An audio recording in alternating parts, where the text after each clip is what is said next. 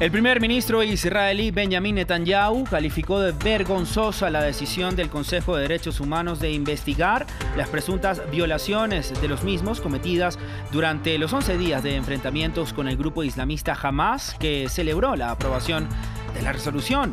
La alta comisionada para los derechos humanos de la ONU, Michelle Bachelet, habló de posibles crímenes de guerra. En un discurso pronunciado en el memorial de Kigali, el presidente francés Emmanuel Macron aseguró en Ruanda que reconocía la responsabilidad de Francia en el genocidio de 1994 en ese país africano. Afirmó que Francia no fue cómplice, pero permitió durante demasiado tiempo que el silencio prevaleciera sobre la verdad.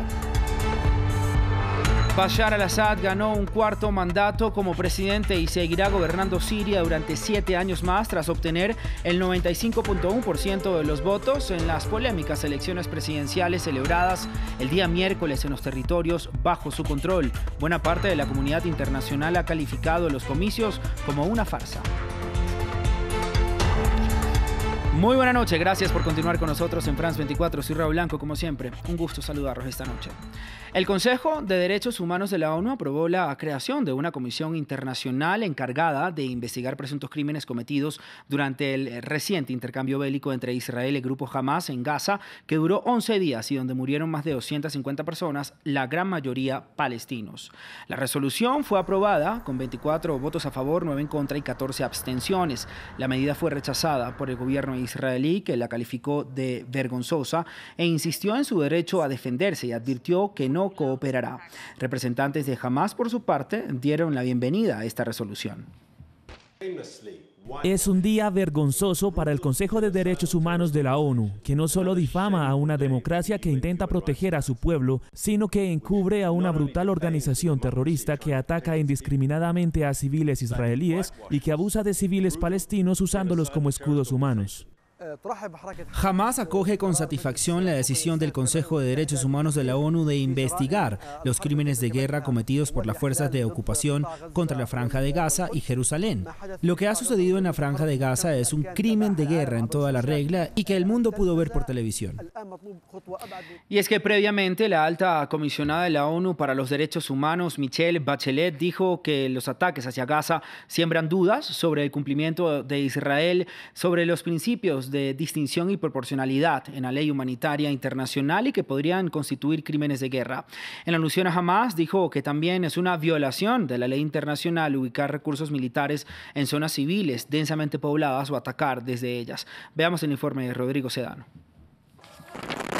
La sombra de los crímenes de guerra se cierne sobre Gaza. En medio de las negociaciones por el alto el fuego entre Israel y Hamas, Michelle Bachelet, alta comisionada de la ONU para los Derechos Humanos, sembró la duda sobre la legalidad de los ataques de Israel en Gaza.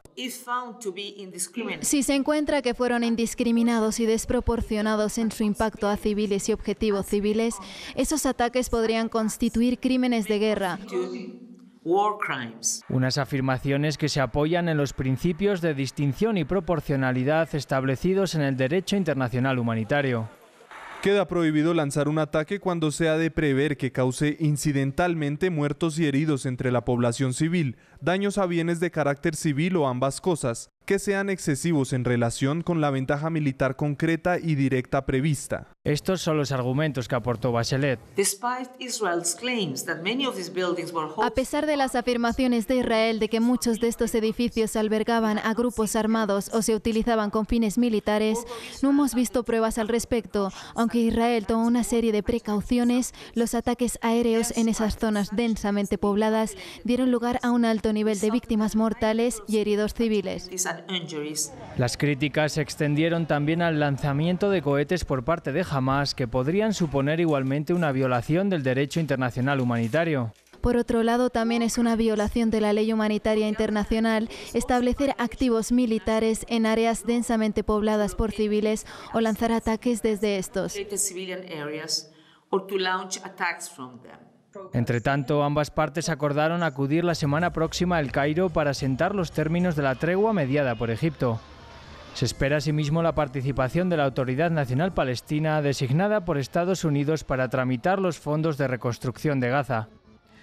Y el presidente de Francia, Emmanuel Macron, admitió desde Ruanda la responsabilidad de su país en el genocidio de 1994, que dejó unos 800.000 muertos. Aunque el mandatario no pronunció claramente una disculpa, el presidente ruandés Paul Kagame aplaudió las palabras de su homólogo francés, mientras que desde la principal asociación de supervivientes lamentaron que no haya habido una solicitud explícita de perdón. El informe es de Juan Pupiales. Más que palabras, Macron llegó a Ruanda con el objetivo de normalizar unas relaciones marcadas por el papel de Francia en el genocidio de los Tutsis. Lo más esperado, una disculpa por parte de un país que está acusado de hacerse el de la vista gorda ante un gobierno que de manera sistemática mató a 800.000 personas. Desde un memorial con los restos de más de 250.000 víctimas, Macron admitió responsabilidad de Francia en la masacre, pero sin una disculpa clara. Seuls ceux qui ont traversé la nuit. Son aquellos quienes han atravesado la noche, los que pueden quizás perdonar, darnos el regalo del perdón. Sus palabras fueron algo más valioso que una disculpa. Fueron la verdad. Hablar de la verdad es arriesgado, pero uno lo hace porque es lo correcto. Según un informe ordenado por el propio Macron y publicado en marzo por una comisión de historiadores, Francia tiene una abrumadora responsabilidad por no haber previsto la masacre. Es una herida aún abierta para los supervivientes del genocidio que esperaban esas palabras de perdón. No podemos olvidar tan fácilmente, hay que ser claros. Ellos participaron, ellos ayudaron. Era el momento de decir perdón claramente, sin irse de un lado a otro. Con el ánimo de fortalecer estas frías relaciones de los últimos años, Macron anunció que designará un embajador en Ruanda, el primero desde 2015. Y el presidente sirio Bashar al-Assad obtuvo una aplastante victoria en unas cuestionadas elecciones presidenciales en las que obtuvo el 95.1% de los votos según fuentes gubernamentales. De esta manera, el presidente, quien se encuentra en el poder desde el año 2000, obtendrá un cuarto mandato tras unos comicios calificados como ilegítimos y falsos por Occidente y la oposición siria en el exilio. Desde el Líbano, Etel Bonet, con todos los detalles. Bashar al-Assad ha revalidado un cuarto mandato de 7 años en unas elecciones en las que ya se anunciaba su victoria antes de darse a conocer los resultados.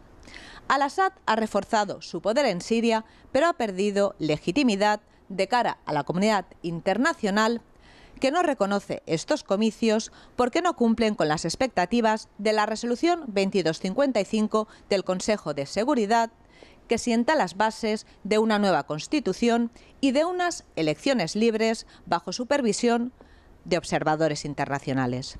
Al-Assad se enfrenta a un país devastado por 10 años de guerra y profundamente dividido.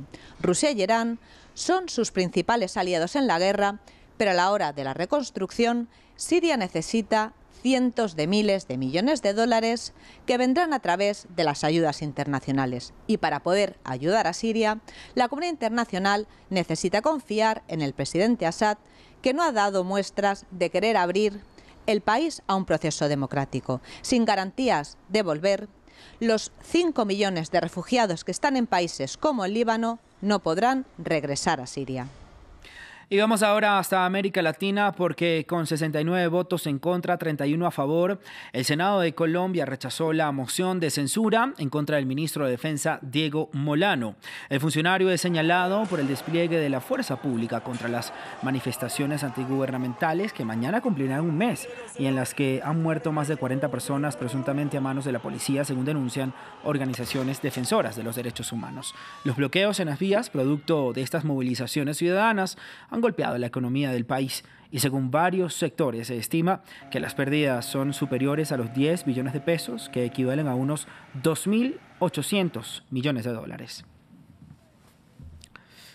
Y de esta manera llegamos al final del informativo en France 24. Continúen con nosotros para más actualizaciones y noticias. Muy buena noche y hasta pronto.